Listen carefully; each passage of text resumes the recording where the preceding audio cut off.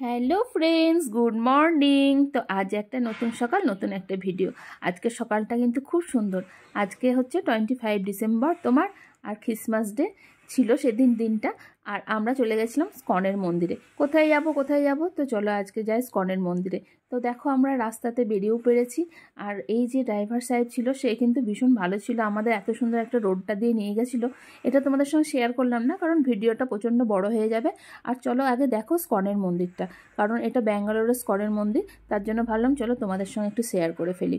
কারণ দেখো প্রথমেই আমরা কি করলাম, লাইনে চলে গেলাম। আর লাইনে চলে গিয়ে আমরা জুতোগুলোকে আগে দিয়ে দিয়েছিলাম সবাই, ওই সেকশনটা, জুতোর সেকশনটা। আর প্রচণ্ড পরিমাণে আজকে কিন্তু ভিড় ছিল, যেহেতু 25 ডিসেম্বর ছিল তোমার, ক্রিসমাসের দিন, কারণ প্রত্যেকে ছুটির দিন পেয়ে গেছে একটা। তো প্রথমে আমরা লাইনে জুতোগুলো দিয়ে তারপরে ওখানে হাত ধোয়ার ব্যবস্থাটাও কিন্তু ছিল তোমার। আমরা যেহেতু বিকেলবেলায় গেছিলাম তোমার, তো বিকেলবেলায় এখানে 4:30 থেকে ওপেন হয় 8টা অবধি, মানে সন্ধ্যের আরতিটা হয় তোমার। আর সকালবেলায় হয়েছিল তোমার ওই 7টা থেকে ওপেন হয় 1টা অবধি। এখানে কিন্তু ভোগ টোগ খাওয়া সব কিছুই হয়। সকালের দিকে যারা আসবে তারা তোমরা ভোগও খেতে পারবে। আর এখানে কিছুটা আমরা ফটো সেশনও করে নিয়েছি। প্রথমে মেঘাকে দিয়েই শুরু হয়েছিল, কারণ এতটাই ভিড় পুরোভাবে ফটো সেশন করাও যাচ্ছিল না তোমার। আর ভেতরে যাই চলো।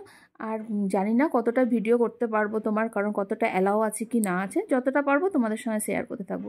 তো আগে এখানে দেখো ছোট ছোট মন্দিরগুলোকে আমরা দেখে নিলাম, সব লাইন দিয়ে, মানে প্রত্যেকেই লাইন দিয়ে যাচ্ছে ছোট ছোট মন্দিরে, আমরাও সেদিকে যাচ্ছি। আর এটা হচ্ছে মেন মন্দির, রাধা, মানে যেখানে রাধাকৃষ্ণ স্কনের মেন মন্দিরটা। খুব সুন্দর ছিল, খুব সুন্দর ছিল। মানে এইখানে এসে যদি যাসও খুব ভালো লাগবে। আর দেখো সূর্যটা এত সুন্দর লাগছিল। আর এইখানে পুরো ভিডিওটা কিন্তু করতে দিচ্ছিল না, কারণ এটা অ্যালাউ ছিল না, বললো এটা ক্যামেরাটা বন্ধ করো, কারণ সেহেতু আমাদের বন্ধ করতে হয়েছিল। আর এই যে এইগুলোকে সাজিয়ে রেখেছে তোমার ছোটোবেলা থেকে একদম একদম বুড়ো বয়স অবধি সেরকমভাবে সাজিয়ে রেখেছে।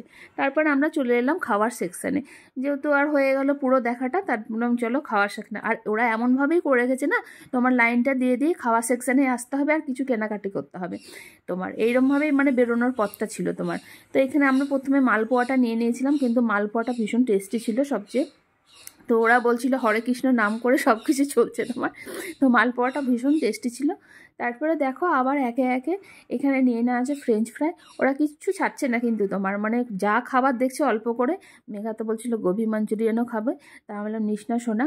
তারপর এইখানে চলে গেল দেখো এই খেতে, কে বলে যে, আরে আমিই ভুলে গেলাম এই খাবারের নামটা তোমার। ওরা কোনো কিন্তু কিছু ছাড়ছিল না তোমার, ধোকলা ফ্রাই, ধোকলা ফ্রাইও খেয়েছে ওরা তোমার। তারপর ধোকলা ফ্রাইটা বললো না খুব একটা ভালো না তোমার, তোমার না বললাম না কিছু ওরা ছাড়ছে না তোমার।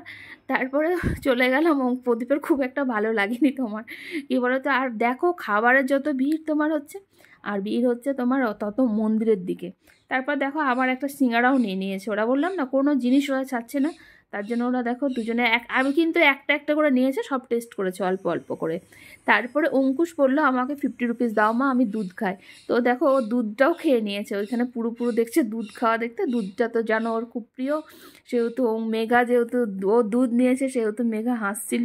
তো বললো চল আমি একবার ট্রাই করি। প্রদীপও দেখো একবার ট্রাই করতে থাকবে তোমার। তো বললো দেখো এবার, ওদের খুব ভালো লাগছিল আসলে তোমার দুধটা খেতে। আর আমাদের একটা প্ল্যানও চলছিল, ওই পাশে একটা মল আছে, সেই মলটা তোমাদের একদিন দেখাবো ভিডিও করে। তো তোমার এখানে দুধটা ও খেয়ে নিল।